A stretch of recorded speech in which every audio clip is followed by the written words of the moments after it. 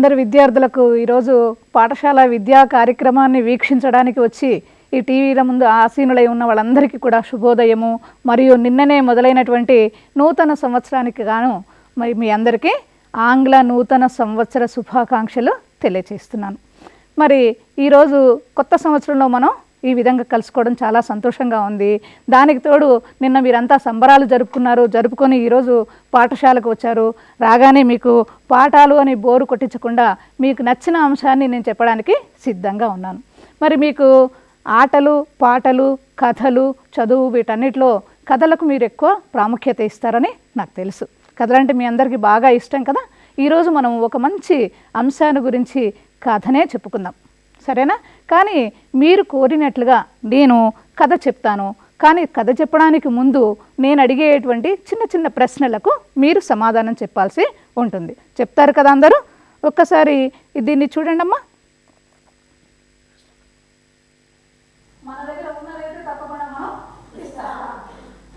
మరి ఇలా ఏమేమి చూడండి, ఏదైనా సరే మనము ఇస్తాము. ఎవరైనా మనల్ని ఏదైనా అడిగినప్పుడు మనము ఇస్తాము. ఏం చేస్తాము? ఇస్తాం కదా. ఏమి ఇస్తాము అనంటే మన దగ్గర ఏవి ఉంటే అవి ఇస్తాము. ఉన్నటువంటి వాటిని మనం ఇస్తాం.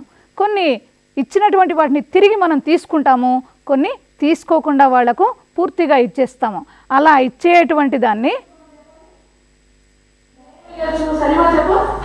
అన్నము, చదువు, అన్నం ఇస్తాము. ఇంకేమి ఇస్తాము? వస్తువులు, రైట్, వస్తువులు ఇస్తాము. ఇంకా డబ్బులు ఇస్తాము, రైట్, బుక్స్ ఇస్తాము, రైట్, వెరీ గుడ్. అన్నం ఇవ్వచ్చు, బట్టలు ఇవ్వచ్చు, పుస్తకాలు ఇవ్వచ్చు, వస్తువులు ఇవ్వచ్చు. ఇంకా ఏమైనా ఇవ్వచ్చా? ఇవ్వచ్చు. ఏమి ఇవ్వచ్చు? చదువు ఇవ్వచ్చు. Right, very good. చదువును కూడా ఇవ్వచ్చు. ఇవ్వచ్చా? చదువు వచ్చిన విద్యను ఎవరికైనా సరే ఇవ్వచ్చు. మనం ఏం చేసాం ఈ క్లిప్పులుగా? మనం దానం ఏవైతే ఇవ్వగలమో అవన్నీ కూడా మనం ఒకసారి పిల్లల ద్వారా మనం తెలుసుకున్నాం. అన్నం ఇవ్వచ్చు, వస్తువులు ఇవ్వచ్చు, వస్త్రాలు ఇవ్వచ్చు, చదువును కూడా ఇవ్వచ్చు. కానీ ఈ చదువును మనం దానం చేయడం అనేది కనిపించినటువంటి వస్తువు. ఎదుటి వాళ్ళలో విద్యాదానము అంటారు దీన్ని. విజ్ఞానాన్ని మనం ఎదుటి వాళ్లకు అందించగలం, అది మనకు కనిపించదు. కనిపించేటువంటి వాటిని ఇంకేమైనా మనం దానం చేయగలమా? చెప్పండమ్మా. దీనికి ఇంకో పేరేంటి? అర్థమైందా? మనం ఇట్లా వివిధమైనటువంటి వస్తువులను దానం చేస్తూ ఉంటాము. తిరిగి తీసుకోనటువంటి వాటిని మనం దానం చేయడం అంటాము. మరి ఇలాంటి లక్షణాన్ని కలిగి ఉండేటువంటి దాన్ని దానశీలము అంటామని కూడా మనము తెలుసుకున్నాము. మరి దానశీలము ప్రతి ఒక్కళ్ళు కూడా ఆచరించాల్సినటువంటి, అందరూ అలవాటు చేసుకోవాల్సినటువంటి మంచి లక్షణము అని చెప్పుకోవచ్చు. అందరికీ ఉంటుందా అంటే మరి కొంచెం సందేహమే, కానీ అందరూ అలవాటు చేసుకోవాల్సినటువంటి అవసరము ఉంది. మరి ఇప్పుడు దాకా అన్నము, వస్తువులు, అలాగా బట్టలు ఇలాంటివి దానం చేయొచ్చు అని చెప్పుకున్నాం. ఇవి కాకుండా ఇంకేమైనా దానం చేయొచ్చా అంటే విద్యాదానం అని కూడా చెప్పారు. మరి ఇది కూడా కాకుండా ఇంకేమైనా దానం చేయొచ్చా? చేయొచ్చు. ఏం దానం చెప్పండి. ఎవరైనా సరే అత్యవసరమైన పరిస్థితిలో మరి వాళ్ళు రక్తం లేక చనిపోయే స్థితిలో ఉన్నారు. వాళ్ళకి ఏం దానం చేయొచ్చు? రక్తాన్ని దానం చేయొచ్చు. రక్తదానం చేసినట్లయితే ఆ వ్యక్తి పునర్జీవితుడు అవుతాడు. మరి రక్తదానం అనేది ఎవరు చేయాలి? సంబంధీకులే చేయవలసిన అవసరము లేదు, ఎవరైనా చేయవచ్చు. మరి ఎవరైనా చేయవచ్చు అంటే మా రక్తం తగ్గిపోతుంది కదా అనే అపోహ కూడా మరి ప్రజలలో ఉంటుంది. అట్లా కాకుండా ప్రతి ఆరోగ్యవంతుడైనటువంటి వ్యక్తులు ప్రతి సంవత్సరము 2 సార్లు రక్తాన్ని దానం చేస్తే వాళ్ళు తిరిగి రక్తం వాళ్లకు మరి ఉత్పన్నం కావడమే కాకుండా వాళ్ళు ఇంకా ఆరోగ్యవంతులుగా, ఇంకా ఉత్సాహవంతులుగా తయారయ్యే అవకాశం కూడా ఉంటుంది. దానితో పాటు మన రక్తదానం, మనం చేసినటువంటి ఆ రక్తదానం రక్త నిధులలో పొందుపరిచి, ఆ పొందుపరిచినటువంటి రక్తాన్ని అత్యవసరమైనటువంటి పరిస్థితిలో ఆ రక్తాన్ని అందించి ఇతరులకు పునర్జీవితాన్ని కల్పించే అవకాశం కూడా ఉంటుంది. చూసారా? మరి రక్తదానం వల్ల కూడా ఎంత ఉపయోగం ఉంది. ఇంకా ఏమైనా దానం చేయొచ్చా? సరే, నేనే చెప్తాను చూడండి. అవయవ దానాన్ని కూడా చేయొచ్చు ఈ కాలంలో. మరి అనేక కారణాల చేత కానివ్వండి, అత్యవసరమైనటువంటి పరిస్థితుల్లో జరిగినటువంటి ప్రమాదాల వల్ల కానివ్వండి, లేదా రోగగ్రహీతులు రోగ పీడితులయ్యి వాళ్ళ యొక్క అవయవాల్ని మరి పాడవడం వల్ల కానివ్వండి మార్చే అవకాశం అవసరం వస్తుంది. అలాంటి వాళ్లకు ఇంకొక అవయవాన్ని అమర్చినట్లయితే వాళ్ళు పునర్జీవితులు అవుతారు. అలాంటి వాళ్ళకి హృదయం కానివ్వండి, కాలేయం కానివ్వండి, ముఖ్యంగా ఊపిరితిత్తులు, ప్రతి ఆరోగ్యవంతుని ఊపిరితిత్తులు 2 ఉంటాయి. అందులోంచి ఒకటి దానం చేస్తే ఇంకొకళ్ళు జీవించబడతారు. ఆ విధంగా అవయవాన్ని కూడా దానం చేయొచ్చు. ఇట్లా దానం చేసేటువంటి లక్షణాన్ని మనము చూడండి దానం చేస్తున్నాం. ఈ దానం చేసేటువంటివన్నీ దానం చేస్తాము అని మనము తెలుసుకున్నాం. ఇలా దానం చేసేటువంటి వాటిలో చదువు కూడా ఒకటి ఉంటుంది అని మనం ముందే తెలుసుకున్నాం. దీన్ని దానశీలము అంటాం. మరి ఇలాంటి దానశీలము కలిగినటువంటి గతంలో మనం చెప్పుకున్నటువంటి కథలు ఏమైనా గుర్తున్నాయా అంటే, మీకు గుర్తున్నా లేకపోయినా కథలంటే మీకు ఆసక్తే ఉంటుంది. కానీ నేను ఇక్కడ కొన్ని కథలను మీకు గుర్తు చేస్తాను. కథలంటే మీకు ఇష్టం కదా. మరి అలాంటి కథల్లో శిబి చక్రవర్తి, మీరు పేరే వినే ఉంటారు ఇంతకుముందు గతంలో, ఈ కథ మీకు తెలిసే ఉంటుంది. శిబి చక్రవర్తి తన ఆశ్రయాన్ని కోరి వచ్చినటువంటి పావురాన్ని రక్షించడం కోసం డేగ బారి నుండి పరుగున వచ్చి శిబి చక్రవర్తిని ఆశ్రయించినటువంటి పావురాన్ని రక్షించడం కోసం తన శరీరంలో ఉండేటువంటి మాంసాన్ని కోసిపెట్టి మరి పావురాన్ని రక్షిస్తాడు. ఇది ఎంతో మరి ప్రఖ్యాతి కాంచినటువంటి కథ. మరి ఇంకా ఒక కథ, దానశీలుడు అయినటువంటి కర్ణుడు. మీ అందరికీ తెలుసు, వినే ఉంటారు. మరి దానకర్ణుడు అనే అతని పేరులోనే దానం అనేటువంటి మాట నిలిచిపోయింది. అంత గొప్ప దానశీలైనటువంటి వాడు కర్ణుడు. ఈ కర్ణుడు సహజంగా కవచ కుండలాలతో ఉద్భవించాడు, పుట్టాడనమాట.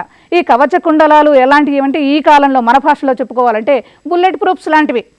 యుద్ధానికి వెళ్ళే సైనికుడు బుల్లెట్ ప్రూఫ్స్ ధరించినట్లయితే అతడు యుద్ధాన్ని ఎక్కువసేపు చేస్తాడు, అందరినీ శత్రువులను సంహారం చేస్తాడు, విజయాన్ని సాధిస్తాడు. మరి కర్ణుడికి ఈ సహజంగా వచ్చినటువంటి కవచ కుండలాల వల్ల మరి యుద్ధంలో పూర్తి విజయాన్ని పొందే అవకాశం ఉంటుంది. మరి కౌరవ పాండవ యుద్ధం జరిగినప్పుడు అర్జునుడు మాత్రమే గెలవాలని ఆకాంక్ష కలిగినటువంటి ఇంద్రుడు మరి కర్ణుడి దగ్గరికి వెళ్ళి కవచ కుండలాలు కోరాలి అనుకుంటాడు. ఎందుకంటే ఇరుపక్షాల వాళ్ళు, పాండవ పక్షం ఒకటి, కౌరవ పక్షం ఒకటి. కౌరవ పక్షంలో కర్ణుడు ఉంటాడు కాబట్టి పాండవ పక్షంలో అర్జునుడు గెలవాలి అంటే కౌరవుల పక్షంలో ఉండేటువంటి కర్ణుడు గెలవడానికి అవకాశం ఉండకూడదు అంటే సహజ కవచ కుండలాలు ఉన్నట్లయితే ఆయన గెలుస్తాడు. గెలవకుండా ఉండాలంటే ఆ కవచ కుండలాల్ని స్వీకరించాలి ఆశించినటువంటి ఇంద్రుడు అతని దగ్గరికి వెళ్ళి కవచ కుండలాల్ని స్వీకరించాలి, దానంగా అడగాలి అనేటువంటి ఆలోచన కలిగి ఉంటే, ఈ ఆలోచనను ముందుగానే పసిగట్టినటువంటి సూర్య భగవానుడు, ఈ సూర్యుడు కర్ణుడికి తండ్రి అవుతాడు.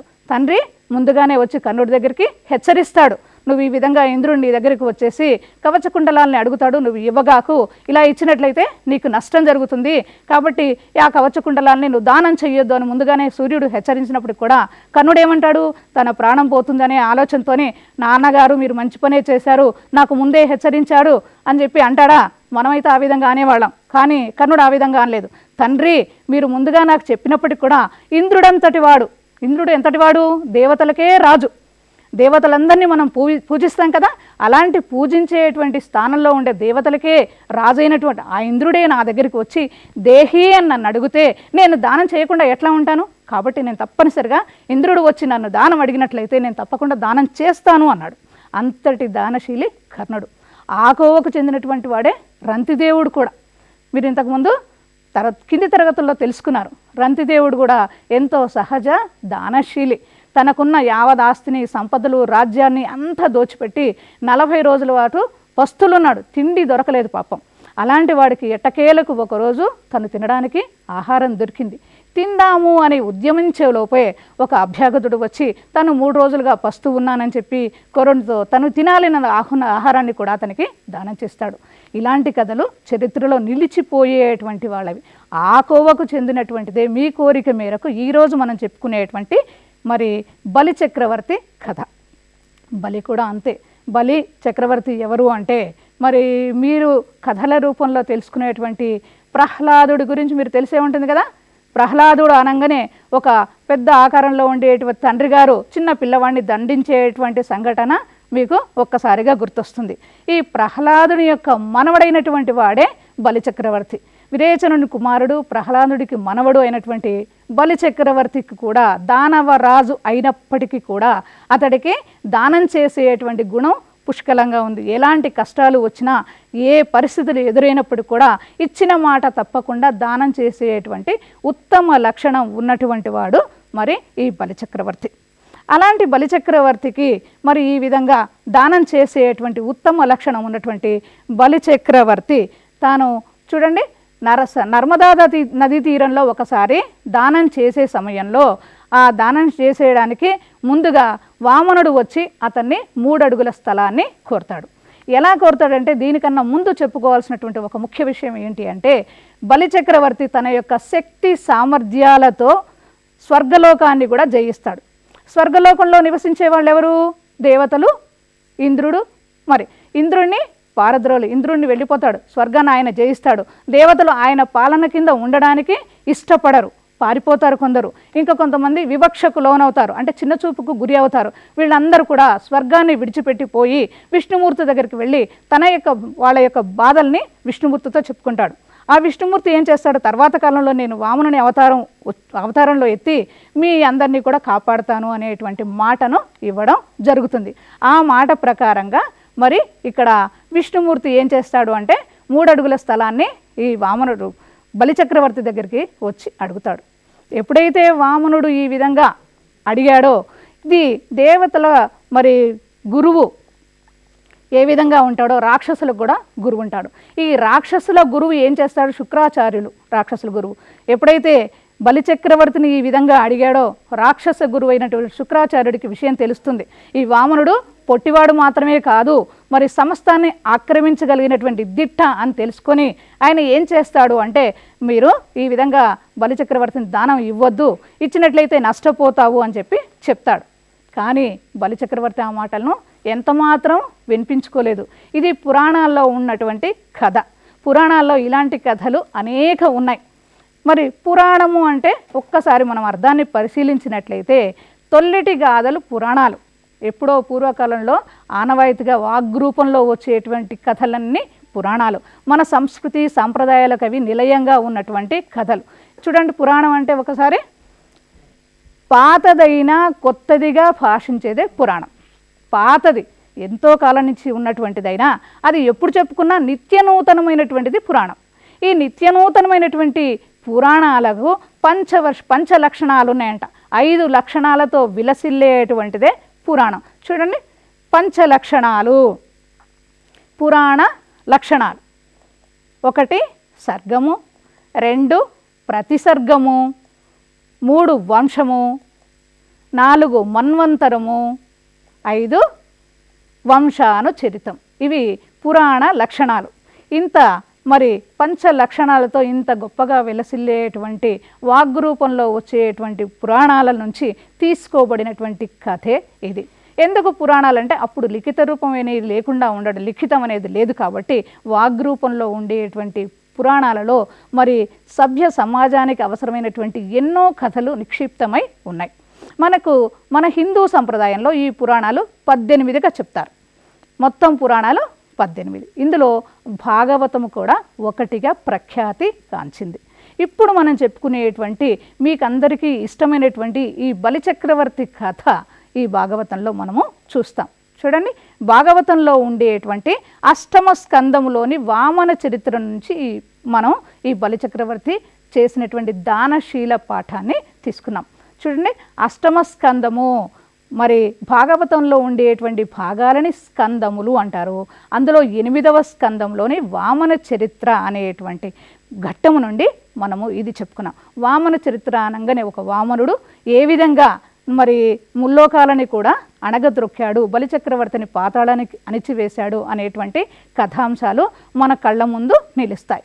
ఇటువంటి గొప్ప కథా అంశాలు కలిగినటువంటి ఈ భాగవతాన్ని రచించినటువంటి కవిని గురించి మనము తెలుసుకుందాం. ఈ కవి మరి చూడండి, పోతనామాచ్యుడు, బమ్మెర పోతన. ఈ పోతనామాచ్యుడు చూసారా, ఈయన పోతన గారు. ఈయన యొక్క పుట్టు పూర్వోత్తరాలను మనం ఒకసారి తెలుసుకున్నట్లయితే మరి వరంగల్ జిల్లాలో బమ్మెర అతని పుట్టిన గ్రామము అని చెప్పి మరి చరిత్రకారులు చెప్తారు. మరికొంతమంది కడప జిల్లా ఒంటిమిట్ట వాసి అని కూడా చెప్తారు. సరే, ఏది ఏమైనా బమ్మెర అనేది అతని పేరుకు ముందు ఉంది కాబట్టి బమ్మెర గ్రామవాసి అనే మనము అనుకుందాం. అతడు బమ్మెర గ్రామవాసి అయినా వంటిపేట వాసి అయినా సరే మనందరికీ కూడా మనందరి వాడు. పోతన మనకు చక్కని భాగవత గ్రంథాన్ని అందించినటువంటి మన ఆంధ్రుడు, మన ఆంధ్రులందరినీ కూడా భాగవత రచనలో ఉర్రూతలు ఊగించినటువంటి కవి. ఈయన సహజ పాండిత్యం కలిగినటువంటి వాడు. 15వ శతాబ్దికి చెందినటువంటి కవి ఈయన.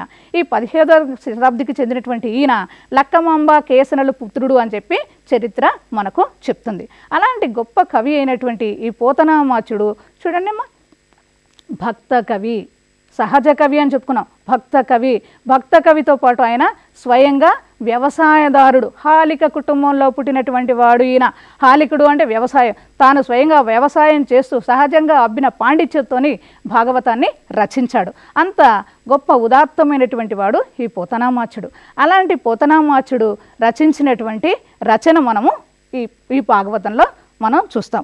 ఈ భాగవతంలో మరపు రాని మరువలేని ఘట్టాలు, అన్నీ మరుపులేనివే, అన్నీ మరవకుండా ఉండేవే, మనం అందరినీ కూడా మనల్ని సంతోష సాగరంలో తేల్చేటువంటి ఘట్టాలతోనే భాగవతం అంతా నిండి ఉంది.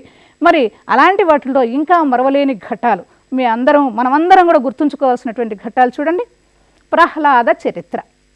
ప్రహ్లాదుడు అనగానే ఆ రూపం మన కళ్ళ ముందు నిలుస్తూ ఉంది. చూడండి, గజేంద్ర మోక్షము. గజేంద్రుడు ఒక ఇంద్రుడు, గజేంద్రుడు అంటే ఒక ఏనుగు మరి మొసలి బారి నుండి పడి మరి తనను కాపాడమని విష్ణుమూర్తిని కోరడం, ఇది మనకు వెంటనే మన కళ్ళ ముందు కట్టినట్టుగా తెలుస్తుంది. అలాగే రుక్మిణీ కళ్యాణం. ముఖ్యంగా ఆయన భాగవతంలో మరపుకు రాని ఘట్టాలు ఈ 3గా చెప్పుకుంటారు. అంతటి ఉదాత్తమైనటువంటి రచన కలిగినటువంటి ఆ భాగవతంలో ఎలాంటి మరి భావాలు ఆయన పొందుపరిచాడో ఒక్కసారి మనం చూద్దాం. ఆంధ్రులందరినీ కూడా ఉర్రూతలూగించినటువంటి రచనా కౌశలం కలిగినటువంటి వాడు పోతన అని మనం ముందే చెప్పుకున్నాం. అతని రచనా శైలిని ఒకసారి మనం చూద్దాం. చూడండి, శబ్దాలంకార సొగసుతో. అలంకారాలు మనకు 2 రకాలు ఉన్నాయి సాహిత్యంలో. అలంకారం, పూర్వకాలపు కవులందరూ కూడా కావ్యాన్ని కన్యతో పోల్చి చెప్పారు. కన్యను ఇతరులకు ఏ విధంగా హస్తగతం చేస్తారో కావ్యాన్ని కూడా రాజులకు కానీ జమీందారులకు కానీ మరి వాళ్ళు అంకితం చేస్తూ ఉంటారు. అలాంటి అలంకారాలు కావ్యకన్యకు ఎంత ముఖ్యమో అలంకారాలు రచనకు కూడా అంతే ముఖ్యం. రచనలో ఉండేటువంటి శబ్దాలంకారాలు, అర్థాలంకారాలు అని 2 విధాలు. ఈ 2 విధాల శబ్దాల ద్వారానే మనకు అర్థం తెలిసి అది వినసొంపుగా ఉన్నప్పుడే అది శబ్దాలంకారం అవుతుంది. అలా కాకుండా అర్థం తెలిస్తేనే మనకు అర్థమయ్యేటువంటివి అర్థాలంకారాలు అవుతాయి. ఇలా శబ్దాలంకారాలతో అర్థాలంకారాలతో విలసితమైనటువంటి రచన ఈయన యొక్క రచన. అంతేకాకుండా భక్తిరస ప్రధానంగా సాగుతుంది. ఏ పద్యంలో చూసినా సరే భక్తి మరి తొణికిసలాడుతూ ఉందంట. నిజంగా చెప్పుకోవాలంటే మరి పాండిత్యం కలిగినటువంటి కొంత పాండిత్యం ఉన్నవాళ్ళైనా సరే ఈయన పద్యాలు చదువుతూ ఉంటే ఒకవేళ ఆ భగవంతుడే ఆయన కంఠంలో పలికిస్తే ఈయన తన యొక్క గంటంలో అంటే రచన పెన్నులోంచి వెలువడిందా అనేటువంటి ఆశ్చర్యానికి లోనయ్యేటువంటి రచనలు ఆయన చేశాడు. పద్యాలు పండిత పామర జనరంజకంగా. చూడండి, పండితుల కంటే చదువుతారు, వాళ్ళకి అర్థమవుతుంది. మరి పామరులకు ఎట్లా అర్థమవుతుంది? అది వాగ్రూపంలో పండితులు ఎప్పుడైతే పాడుతూ ఉంటారో శబ్దాలంకార సొగసుతో ఉంది కాబట్టి ఆ శబ్దాలు వీళ్ళని ఆకర్షిస్తాయి. అలా మాటల ద్వారా విని వీళ్ళు మరి నేర్చుకొని అవి సాయంకాలం పూట వాళ్ళు చక్కగా ఆరుబయట కష్టాన్ని మర్చిపోవడం కోసం పాడేటువంటి పద్యాలుగా వీళ్ళు పాడుకుంటారు. చూసారా, పండితులకే కాదు పామరులకు కూడా జనరంజకంగా సాగినటువంటి రచనను ఈయన చేయడం జరిగింది. ఇలాంటి గొప్ప ఉన్నతమైనటువంటి లక్షణాలతో మరి భక్తిరస పారవశ్యంతో మరి రసస్ఫూర్తితో లోకోక్తులతో చేసినటువంటి ఈ రచన తర్వాత వచ్చినటువంటి కవులకు మార్గదర్శకంగా నిలిచింది. ఒరవడిని పెట్టింది. ఆయన మార్గంలో పయనించాలి, ఆయన మార్గంలో రచనలు చేయాలి, అలాంటి భావాలను కలిగి ఉండాలి అనేటువంటి లక్షణాన్ని తర్వాత కవులు అలవర్చుకున్నారు. ఎందుకంటే ఆయన భావాలు అంత గొప్పగా ఉన్నాయి, అంత ఉన్నతమైనటువంటి రచన చేశాడు, అంత రసవత్తరమైనటువంటి భావనలతో ఆయన రచన సాగింది. కాబట్టి ఎవరైనా ఆయన మార్గాన్ని అనుసరించాల్సిందే. అంతటి గొప్ప రచన చేసినటువంటి ఆయన రచించినటువంటి కొన్ని ఇతర గ్రంథాలని కూడా మనం ఒక్కసారి చూద్దాం. చూడండి, ఇతర రచనలు. వీరభద్ర విజయము. భోగిని దండకము, నారాయణ శతకం. ఇవి 3 కూడా ఆయన ఇతర రచనలు అని చెప్పి చరిత్రకారులు చెప్తూ ఉన్నారు. మనకు లభ్యమయ్యేటువంటివి మరి ఇందులో 1, 2 లభ్యమవుతున్నాయి. కానీ ఇవి చక్కని రచన, ఆయన శైలిలో సాగింది కాబట్టి ఆయన రచనలు అని చెప్పి మరి చరిత్రకారులు చెప్తున్నారు. ఇంత గొప్ప ఉన్నతమైనటువంటి రచన చేసినటువంటి పోతనామాత్యుడి కలంలోంచి వెలువడినటువంటి ఈ మరి వామన చరిత్ర అనేటువంటి ఘట్టంలో తీసుకోబడినటువంటి ఈ బలిచక్రవర్తి కథను ఇంతకుముందు మనం చెప్పుకున్నాం కదా. ఆయన ఏం చేశాడు? దానం ఇవ్వడానికి ముందుకు వచ్చాడు. గురువైనటువంటి శుక్రాచార్యుడు ఏం చేశాడు? వారించాడు. ఎలా వారించాడో ఒక్కసారి చూద్దాం. ఇవి ప్రతి మనిషి కూడా ఇంతవరకు మనం చెప్పుకున్నటువంటి అంశంలో, కథా విషయాల్లో, కవి చెప్పినటువంటి భావంలో మరి కొంతమంది ఉన్నతులైనటువంటి దానశీలం కలిగినటువంటి వ్యక్తుల యొక్క కథలు మనం తెలుసుకోవడం వల్ల తెలిసినటువంటి కొన్ని మంచి లక్షణాలు చూడండి. ప్రతి మనిషి కూడా ఆచరించాల్సినటువంటి మంచి లక్షణాలు. ఇచ్చిన మాట తప్పకపోవడం. ఎంత కష్టం వచ్చినా శిపి చక్రవర్తి కానీ, కర్ణుడు కానివ్వండి, రంతిదేవుడు కానివ్వండి, ఆఖరికి బలి చక్రవర్తి ఇప్పుడు మనం చెప్పుకునేటువంటి వాళ్ళు కానివ్వండి, ఎవరైనా సరే ఇచ్చిన మాట తప్పారా? తప్పలేదు. అది మనం అంతా కూడా ఆచరించాల్సినటువంటి మంచి లక్షణాలు. చూడండి, శక్తి కొద్దీ దానం చేయడం. మనకెంత ఉంటే అంత, మొత్తం దానం చేయక్కర్లేదు. కానీ కొంచెమైన దానశీలత అనేది ప్రతి ఒక్కళ్ళు కూడా అలవాటు చేసుకోవాలి. అలవర్చుకున్నప్పుడే సమాజం ఉన్నత మార్గంలో చక్కని పంథాలో పయనిస్తుంది. ఇంకోటి చూడండి, ఇతరులను ఆదరించడం. కష్టకాలంలో కానీ ఏ సమయంలో కానీ ఇతరులను మన ఆశ్రయం కోరి వచ్చినప్పుడు వాళ్ళని ఆదరించి మనము వాళ్ళకు కావలసినటువంటి సహాయాన్ని చెయ్యాలి. అప్పుడే మనం మనుషులము అని అనిపించుకుంటాం. ఇంత చక్కని భావాలు ఈ కథలో మనము చూసాము ఇప్పటి వరకు. ఇప్పుడు ఆయన యొక్క దానశీలత గురించి మరొక్కసారి మనం తెలుసుకుందాం. చూడండి ఏం చెప్పాడు శుక్రాచార్యుడు గారు? దానం ఇవ్వద్దు అని చెప్తున్నాడు. ఒకసారి చూడండి, బలిచక్రవర్తి గురువు వారిస్తున్నా వినకుండా, ఆపద అని తెలిసినా కూడా ఆడిన మాట తప్పకుండా దానం చేశాడు. వద్దు, నువ్వు ఈ విధంగా దానం చెయ్యకు. ఈ వామనుడు పొట్టివాడే కానీ నువ్వు అనుకునేంత మామూలు వాడు కాదు. ఈ బ్రహ్మాండంతా అంతా కూడా ఆక్రమించేస్తాడు, దానం చెయ్యొద్దు అని గురువు గారు చెప్పారు. ఎందుకని? రాజుగారి యొక్క క్షేమాన్ని కోరేటువంటి వాడు గురువుగారు కాబట్టి రాజు క్షేమంగా ఉంటేనే తనకు సంతోషం. మరి ఆ మాట ముందే హెచ్చరించాడు. కానీ బలిచక్రవర్తి విన్నాడా? తనకు ఆపదని తెలుసు, కానీ ఆడిన మాట ఇస్తాను అన్నాడు కాబట్టి ఖచ్చితంగా ఇవ్వాలి అని చెప్తున్నాడు. ఏ విధంగా గురువు గారు వారిస్తున్నాడో ఒకసారి మనం ఈ పద్య రూపంలో చూద్దాం.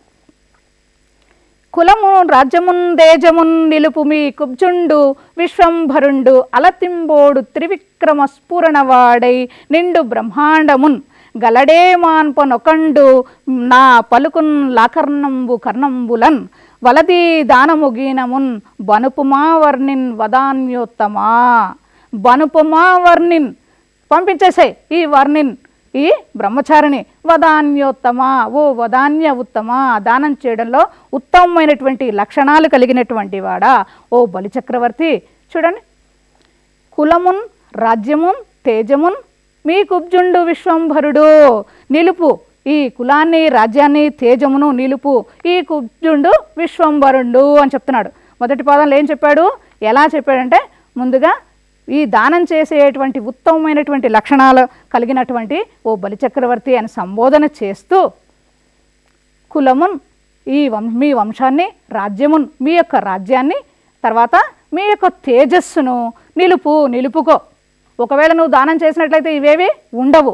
ఈ కుబ్జుండు ఈ పొట్టివాడు వామనుడు పొట్టివాళ్ళలాగా కనిపిస్తున్నాడు, కానీ ఇతడు విశ్వంభరుడు, ప్రపంచాన్ని మొత్తం కూడా ఆక్రమించే సత్తా కలిగినటువంటి వాడు. కాబట్టి జాగ్రత్త, నా పలుకులు విను. ఇంకా ఏమంటున్నాడు చూడండి, అలతింపోడు త్రివిక్రమ స్ఫురణవాడై నిండు బ్రహ్మాండమున్. అలతింపోడు, నువ్వు అనుకునే ఈ చిన్న 3 అడుగుల స్థలంతోనే వెళ్ళిపోతాడు అనుకుంటున్నావా? అంతటితో వెళ్ళిపోయేవాడు కాదు. చూడండి, అలతిన్ పోడు, అంత సులభంగా పోయేటువంటి వాడు కాడు. త్రివిక్రమ స్ఫురణవాడు అయి, త్రివిక్రమ 3 లోకాలను అధిగమించగలిగినటువంటి వాడై బ్రహ్మాండమున్ ఈ ప్రపంచం అంతటిని కూడా నిండిపోతాడు. ఎక్కడ నీకు కొంచెం స్థలం కూడా విడిచిపెట్టేది లేదు, జాగ్రత్త అని ఇంకా చెప్తున్నాడు. కలడే మాన్పనొకండు నా పలుకులు అకర్ణంపు కర్ణంబులన్. కలడే మాన్పనొకండు, మాన్పన్ ప్లస్ ఒకండు కలడే. ఇతన్ని ఎవరైనా తప్పించడానికి లేదా అడ్డగించడానికి ఎవరైనా ఉన్నారా? ఎవ్వరికీ సాధ్యం కాదు. ఇతన్ని మరి అణిచిపెట్టడం ఎవరి వల్ల అయ్యే పని కాదు. కాబట్టి నా యొక్క పలుకులు, నా యొక్క మాటల్ని కర్ణంబులన్, చెవులతో ఆకర్ణింపు, జాగ్రత్తగా విను. నా పలుకులు వింటే నువ్వు బాగుపడతావు, ఈ రాజ్యాన్ని నువ్వు కోల్పోవు, లేకపోతే సమస్తాన్ని కోల్పోతావు అని చెప్పి గురువు గారు మరి బలికి హితబోధ చేస్తున్నారు. ఇంకేమంటున్నాడు? వలది దానముగీనమున్ బనుపుమావర్నిన్, వలది దానంగిన, ఈ దానంగినం లాంటిది ఏం చేయగాకు, వద్దు, వదిలేసాయి. బనుపుమా, ఈ వర్ణిన్, ఈ పొట్టివాణ్ణి బ్రహ్మచారిని వెంటనే పంపించేసాయి. దానం లాంటిది ఏం చేసినా నీకు నష్టం జరుగుతుంది అని చెప్పి ముందుగా హెచ్చరించాడు. చూడండి ఏమంటున్నాడు? ఈ దానంగినం లాంటివి ఏమీ వద్దు, ఈ వర్ణిన్ బ్రహ్మచారిని పంపించేసేయి. మరి ఏ విధంగా అన్నాడు చూడు. దీని అన్నటికి భావము, దాతల్లో గొప్పవాడైనటువంటి ఓ బలిచక్రవర్తి రాజ్యాన్ని, సంపదను, వంశాన్ని, కులాన్ని వీటన్నిటిని నువ్వు నిలబెట్టుకోవాలి అంటే ఈ దానం లాంటివన్నీ కూడా వదిలేసే, దానం చేయగాకు. ఈ పొట్టివాడు అంత సులభంగా పోయేటువంటి వాడు కాదు, నిన్ను మరి పూర్తిగా అణగద్రొక్కేసి తప్ప పోలేడు, బ్రహ్మాండం అంతటిని ఆక్రమించేటువంటి వాడు అనేటువంటి భావనతో శుక్రాచార్యుడు గారు ముందే హెచ్చరించాడు. ఈ పద్యంలో చూడండి, ఈ కుబ్జుండు ఏమన్నాడు? ఈ పొట్టివాడు బ్రహ్మాండం అంతా ఆక్రమిస్తాడు అని చెప్పి ముందుగానే హెచ్చరించినప్పటికీ కూడా బలిచక్రవర్తి మరి ఆ మాటలు విన్నాడా? వినలేదు. వినకుండా ఏం చెప్తున్నాడో సమాధానం చూడండి. నిజమానతిచ్చితివి నీవు మహాత్మక మహిని గృహస్థ ధర్మంబు నిధియ, యర్థంబు గమంబు యశమును వృత్తియు నెయ్యది ప్రార్థింపనిత్తుననియ, అర్థ లోభంబున నర్ది బొమ్మనుటెట్లు, పలికి లేదను కంటే పాపమెద్ది, ఎట్టి దుష్కర్ముని భరించదగాని సత్యహీనుని మోపజాలననుచు, పలుకదే తొల్లి భూదేవి బ్రహ్మతోడ, సమరమున నుండి తిరుగక చచ్చు కంటే పలికి బొంకక నిజమున బరగు కలదే, మానధనులకు భద్రంబు మరియు కలదే. ఎంత చక్కగా సమాధానం ఇచ్చాడో చూడండి. మీరు చెప్పింది నా మంచి కోసం చెప్పారు గురువర్య, నిజమానతిచ్చి నిజాన్నే చెప్పావు. నువ్వు చెప్పినటువంటి మాటలన్నీ కూడా యథార్థమే. ఈ మహిళ ఈ భూమి మీద గృహస్థ ధర్మమే మీరు చెప్పింది, ప్రతి గృహస్థు ఆచరించవలసినటువంటి లక్షణమే. మరి అర్థంబు, కామంబు, యశస్సు, జీవనాధారం. అర్థము అంటే సంపద కానివ్వండి, కామం కానివ్వండి, యశస్సు కీర్తి కానివ్వండి, జీవనాధారమైనటువంటి ఏవైనా ఎయ్యది ప్రార్థింపనది ఇత్తునని చెప్పాను. ఏది కోరితే అది ఇస్తానని నేను ముందే చెప్పాను. అర్ధలోభంబున అర్ధి పొమ్మనుటట్టు ఇప్పుడు డబ్బు మీద ఆశతోని మరి బ్రతకాలని కోరికతోని అతనికి ఇచ్చినటువంటి మాట తప్పడం ఎట్లా? అది మంచి పద్ధతేనా? పలికి లేదనుకంటే పాపం ఇది, పలికి లేదు అని చెప్పడం కన్నా ఇంకొక పాపం ఏదైనా ఉందా? మీరే చెప్పండి గురువర్యులు కదా. కాబట్టి అలాంటి తప్పిదాన్ని నేను చెయ్యను అంటున్నాడు. ఇంకా చూడండి ఏమంటున్నాడు? పలుకదే తొల్లి భూదేవి బ్రహ్మతోన. ఇంతకుముందు భూదేవి బ్రహ్మతో చెప్పిందంట. ఏం చెప్పిందో చూడండి.